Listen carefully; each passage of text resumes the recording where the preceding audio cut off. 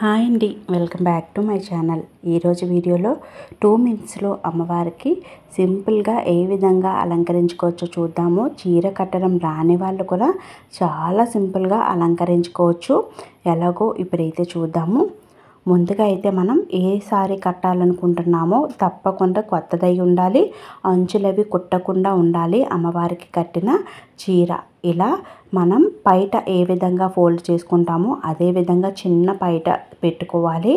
ఒక 2 మీటర్లు కానీ మీటర్న్నర వరకు మనం ఇలా సారీని ఫోల్డ్ చేసుకోవాలన్నమాట. మన పైట చెంగు ఎంత పెట్టుకుంటామో అంత మీటర్న్నర అయితే సరిపోతుంది. సేమ్ అంత పొడవున మనం ఫోల్డ్ చేసుకోవాలి.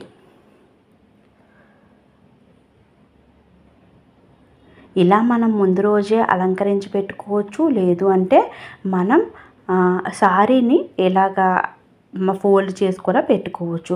ఇప్పుడు రిమైనింగ్ మిగిలిన చీర అంతా ఉంటుంది కదా, ఆ చీర కట్టు చెంగు నుంచి మధ్యకు మడతెట్టి ఇలా చిన్న చిన్న కుర్చీలు పోసుకోవాలి. చాలా సింపుల్గా అయిపోతుంది. చీర కట్టడం రాదు కొత్త వారు కూడా ఈజీగా ఈ సారీ అయితే కట్టుకోవచ్చు. ఇలా చిన్న చిన్న మడతలు మన పైట చెంగు పెట్టినంత వరకు పెట్టుకొని క్లిప్స్ కానీ పిన్స్ కానీ పెట్టుకోవాలి. పట్టు చీర కదా, పిన్స్ అయితే అవ్వలేదు, క్లిప్స్ పెట్టుకున్నాను. చూస్తున్నారు కదా, ఇలా ఫోల్డ్ చేసి పెట్టుకోవచ్చు. నేనైతే ఇప్పుడు సారీ కట్టి చూపిస్తున్నాను.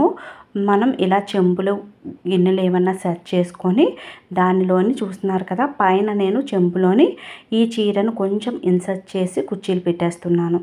తాడు అది ఏమీ కట్టలేదు, జస్ట్ ఆ చెంబులోనే ఆ చిన్న బిందె ఉంది కదా, బిందెలోకి కొంచెం చీర పెట్టేసి పైన చిన్న చెంబు పెట్టుకున్నాను. ఒక కర్ర పెట్టుకొని కట్టుకొని దానిపైన పెట్టుకున్నాను అన్నమాట. పెట్టుకొని ఇలా పైటను తీసుకోవాలి. మనం చున్నీ ఫోల్డ్ చేస్తాం కదా కాలేజీ పిల్లలు, అదే విధంగా ఫోల్డ్ చేసుకోవాలి. ఫోల్డ్ చేసుకొని మంచిగా చెంబది నీట్గా కనిపించకుండా మధ్యలో పిన్స్ అవి పెట్టుకోవాలి. ఇక్కడ కొంచెం కనిపించినా సరే నగలు అవి వేస్తాం కదా, అలా అది అయిపోతుందన్నమాట. కింద కూడా పిన్ పెట్టుకొని ఇంకా వడ్డానము నగలు అన్నీ కూడా అమ్మవారికి మన ఇష్టానికి తగినట్టు అలంకరించుకోవాలి. ఇలా అందంగా అలంకరించుకోవాలి.